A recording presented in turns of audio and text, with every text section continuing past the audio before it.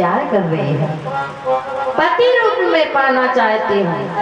अर्जुन भगवान के पास गए, भगवान से कहने लगे, बोले महाराज आपकी जो कुंडली है ना बड़ी तीव्र गति से भाग रही है,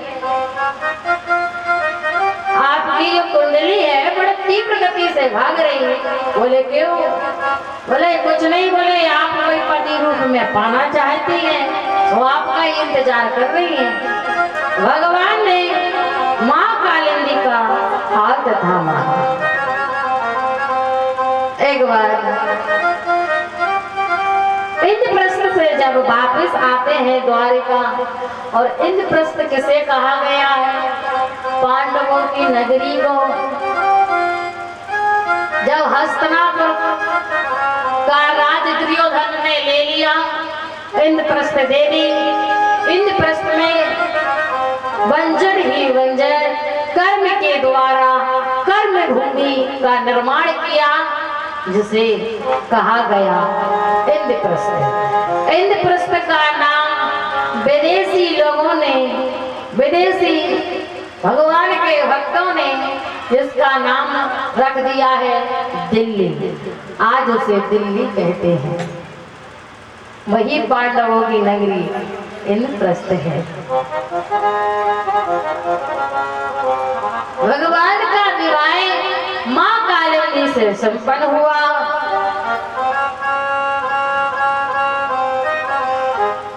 उज्जैन की नगरी में एक अन और बिंद नाम के दो भाई थे। अन और बिंद नाम के दो भाई थे, उनकी बहन थी मित्रवृंदा। मित्रवृंदा तो अन और बिंद चाहते थे कि हमारे दामाद दुर्योधन बने, हमारी बहन मित्रवृंदा का विवाह दुर्योधन से हो।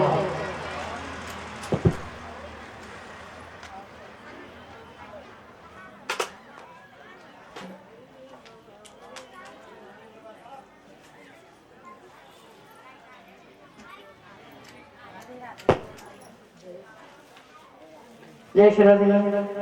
बोले बाकी बिहारी लाल की।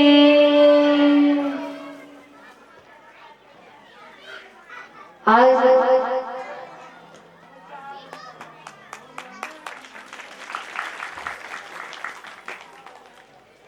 बोली राधा रानी की, गौ माता की। आज और अरविंद नाम के दो राजा हैं, जहाँ उज्जैन की नगरी में रहते हैं, और दोनों सगे भाई हैं। उनकी छोटी बहन का नाम है मित्रवृंदा। चाहते हैं कि हमारी बहन का विवाह दुर्योधन से हो, पर मित्रवृंदा भगवान को पति रूप में पाना चाहती है, भगवान को प्रेम करती है, पर भाइयों के डर के कारण कुछ कहती नहीं है। अन और अरविंद ने राजाओं की सभा लगाई और मित्रवृंदा से कहा कि ये राजा तो हम दिखावे के लिए भेज रहे हैं, एकाकृत कर रहे हैं, पर बहन ये तुम्हारे भाइयों का आदेश है कि तुम वरमाला दुर्योधन को ही डालना। मित्रवृंदा जाती है, सबके आगे माला ले जाती है, वरमाला पर किसी को नहीं डाली। जैसे ही भगवान को देखा सो भगवान के गले में वरमाला डाल दी। भगवान के गले में वरमाला डाली, और जब माला डाली तो अन और बिंद क्रोध में आ जाते हैं। भगवान ने विचार किया कि माहौल गर्म हो गया, तो भगवान 9-2-11 वहां से चल दिए। मित्रवृंदा से विवाह हुआ। आज श्री सुखदेव जी महाराज कहते हैं कि एक कौशल नगर जित के राजा, जिनकी बेटी का नाम है सत्या, चाहते कि मेरे एक साथ 7 बैलों को नाथ देगा, उसे मैं अपनी बेटी सत्या नाम की राजकुमारी को ब्याह दूंगा। यह उनकी प्रतिज्ञा थी। प्रतिज्ञा थी कि मेरी बेटी का विवाह उन्हीं के साथ होगा जो एक साथ 7 बैलों को नाथ देगा। सभी राजा महाराजा गए, सभी को उठा उठा कर पटक दिया, पर किसी ने बैलों को नहीं नाथ पाया। सभी जाते हैं, एक एक से सभी गए, सभी को पटक दिया, और ऐसे पटकते हैं कि उठ भी नहीं पाते हैं। किसी का साहस नहीं होता है बैलों को नाथने का। भगवान जाते हैं, एक साथ 7 बैलों को नाथा, और कौशल्य नगर के राजा ने अपनी सत्या नाम की राजकुमारी का विवाह भगवान श्री कृष्ण से कर दिया। परीक्षित महाराज कहते हैं, इस प्रकार भगवान के विवाह हुए। एक मैया थी जिनका नाम था सुरकीर्ति। सुरकीर्ति मैया की इच्छा थी कि कन्हैया मेरे बेटे हो, प्रभु मेरे बेटे बनकर आए। कहने लगे परीक्षित कि भगवान बेटे तो 2 माताओं के थे, फिर बेटे कैसे बन सकते हैं? सुखदेव जी ने कहा, राजेंद्र यही तो बात है, जब बेटे नहीं बने, मैया या सुरकीर्ति ने विचार किया कि ये पहले ही माँ देवकी के बेटे हैं और दूसरे माँ यशोदा के बेटे, दोनों माताओं के बेटे बट गए, तो फिर अब हमारे बेटे कहां से बनेंगे? मैया की एक बेटी थी जिसका नाम था भद्रा। माँ सुकीर्ति की बेटी का नाम था भद्रा।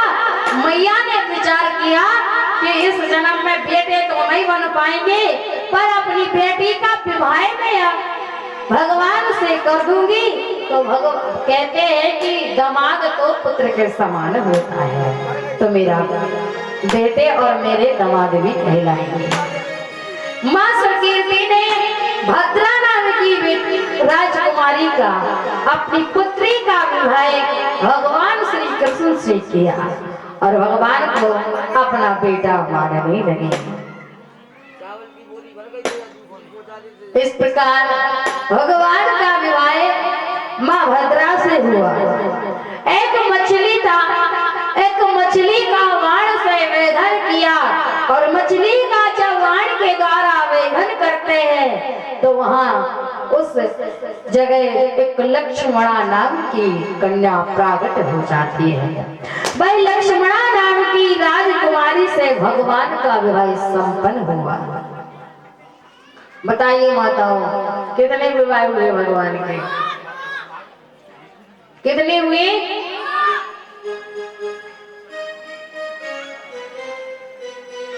8 विवाह हुए।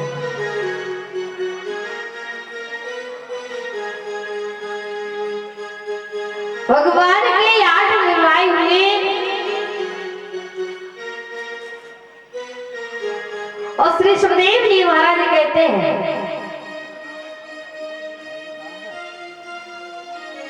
भौमासुर नाम का एक दैत्य जिसके मंत्री का नाम है काशी, और एक मंत्री का नाम है मोर जिसके 5 मुख हैं। भौमासुर नाम के जो राक्षस हैं, वह राजा की प्रतिज्ञा थी कि मैं एक साथ कई पटरानियों के साथ विवाह करूं, 20,000 पटरानियों।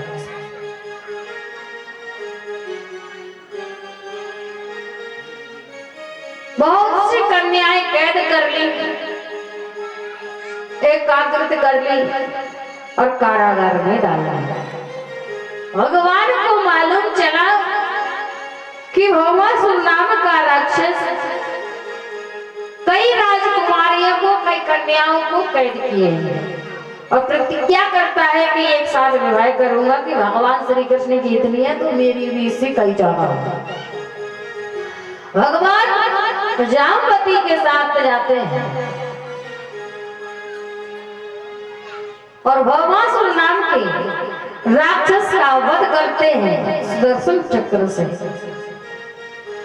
भौमासुर के जो मंत्री हैं जिसके 5 मुख हैं, उस मोर नाम के और वहां से कन्हैया का नाम मुरारी पड़ गया।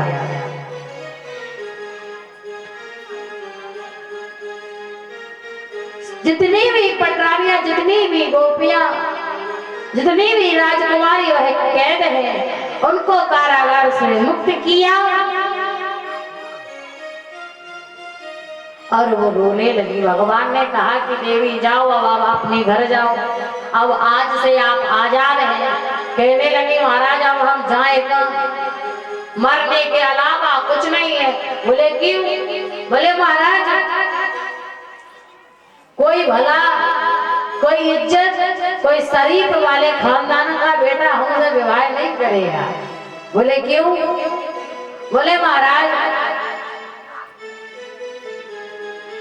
अब हम कई समय से, बरसों से यहाँ पर कैद है और हमसे कहेंगे कि ये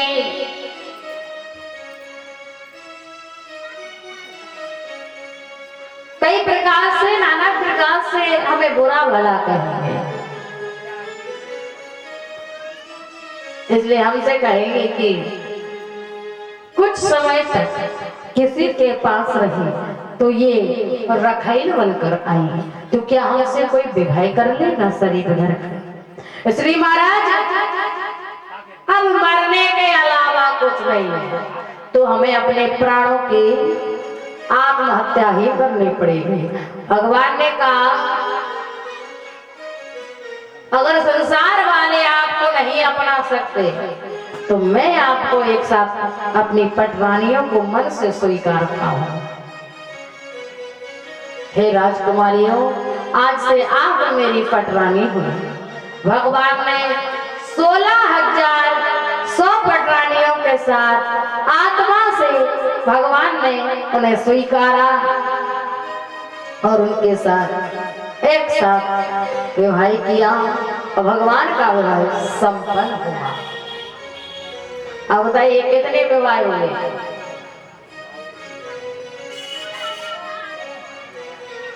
16,108।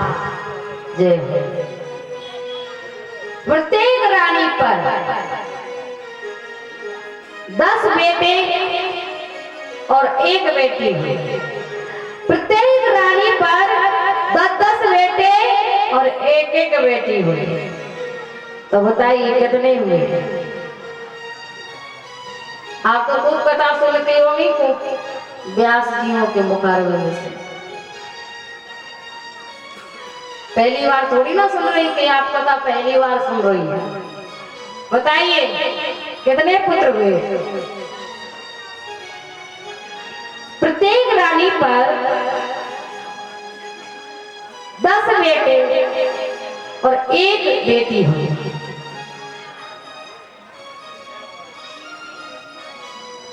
नहीं हमारी प्रत्येक रानी पर बेटी और पुत्र, जो 10 पुत्र और 1 बेटी हुई। सुखदेव जी महाराज ने कहा हे राजन परीक्षित, 16,108 जो पटरानियां हैं उनके पुत्र आगे चल के जो 10-10 पुत्र और 1-1 बेटी हुई तो 1,77,088 पुत्र हुए। 1,77,188 पुत्र हुए। ये घर जाके जोड़ लेगा। पुत्रियों को हटा करके, अब पुत्रियां पराए घर चली जाएंगी तो पुत्रियों को हटा करके फिर भी उनको जोड़ा जाए तो कितना? 1,16,080 पुत्र हुए। पुत्र और पुत्रियों को जोड़ के बताया है तो 16,080,188 पुत्र हुए। श्री सुखदेव जी महाराज ने कहा है राजेंद्र परीक्षित, इस प्रकार से भगवान श्री कृष्ण के पुत्र 1,16,088 पुत्र हुए।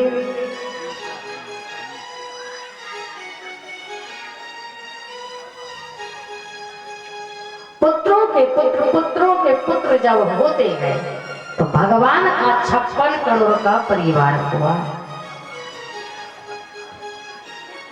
पुत्रों के पुत्र जब होते गए तो परिवार जब बढ़ते गया तो कहने लगे कि भगवान का 56 करोड़ का परिवार हुआ, ये प्रभु का ठाट है। अब बताइए, जब भगवान का इतना बड़ा परिवार है तो उस समय भारत की जनसंख्या कितनी होगी?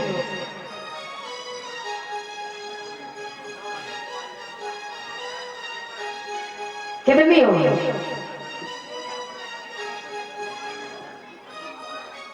और सुखदेव जी महाराज कहते हैं, परीक्षित, कोई उनका चूल का न्योता भी नहीं करता।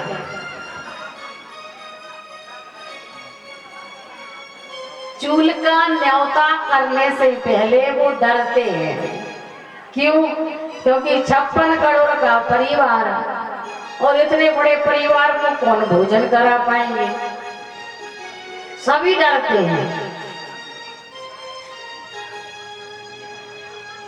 बस एक ही थे तो जो उनका चूल का न्योता करते थे और उन्हें पेट भर के खिला पाते थे। पांडव थे, वही उनका न्योता करते थे और पेट भर खिलाते थे। और सब डरते थे कि हम इतने बड़े परिवार का हम न्योता ना करेंगे। आज बताइए, जब भगवान के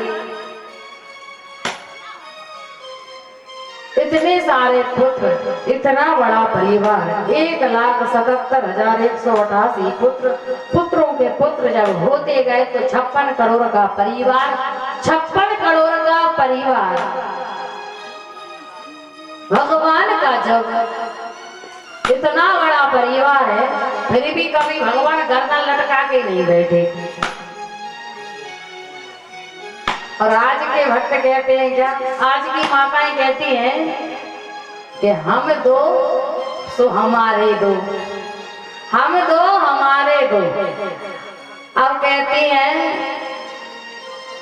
ज्यादा हो गया, एक ज्यादा बढ़ गए, तो कहती है हम दो और हमारा एक। अब ये कहने लगे छोटा परिवार सुखी परिवार। पहले कहती थी कि हम दो हमारे दो, अब कहते हैं हम दो हमारा एक। भगवान एक ही है। हे प्रभु, प्रभु की कृपा से कहीं तुम्हारा एक बालक और बालक की कहीं जॉब लग जाए, जॉब लगने के बाद कहीं सीमा पे लड़ाई लड़ने को जाए और वहां पे जाए किसी का बालक मातृभूमि की रक्षा करने को जाए, तो मैया फिर क्या कहेंगी? बताइए, आप भेज देंगे अपने बेटे को कि जाओ दुश्मनों से लड़ाई लड़ो बॉर्डर पे? भेज देंगी? एक बालक और भेज देंगे क्या? नहीं भेजेंगे। डर लगेगा, महाराज एक ही तो कुल का दीपक है, कहीं कोई बुझ गया तो फिर क्या करेंगे हम? तो कहेंगी अरे नहीं भैया, तुम तो घर आ जाओ, हम तो मजूरी करेंगे, दो की जगह एक खाएंगे, लेकर घर आ जाओ, हमें नौकरी नहीं कराना। यही कहेंगे ना। अगर यही प्रत्येक माता की सोच बन जाए, प्रत्येक माता पिता की सोच बन जाए कि हम दो हमारा एक और हमारे बालक की अगर नौकरी लग गई और बॉर्डर पे लड़ाई लड़ने चला जाए, सैनिक बन के देश की रक्षा करने चला जाए, तो बताइए आप भेज देंगे? नहीं भेजेंगे। उन्हें वापस कर लेंगे, कहेंगे बेटा घर आ जाओ, हमें नौकरी नहीं कराना, हम तो मजदूरी करके भोजन पालेंगे, कमा लेंगे, उतना ही धन बहुत है, लेकिन हमें नौकरी नहीं कराना। अगर प्रत्येक माता यही सोचने लगी तो बताइए फिर आप कथा सुन लेंगे आसानी से और हम कथा कह देंगे? बताइए माता, आप कथा सुन लेंगी आसानी से? तो हम कथा नहीं कह सकते और आप कथा नहीं सुन सकती। प्रत्येक भक्त सुखी नहीं रह सकता। क्यों? क्योंकि जो दुश्मनों से लड़ाई लड़ रहे हैं, अगर प्रत्येक माता की सोच बन जाए कि मेरा पुत्र मेरे घर आ जाए, हमें कोई बॉर्डर पे दुश्मनों से लड़ाई नहीं करवाना है, कोई मातृभूमि की सेवा रक्षा नहीं करवाना है,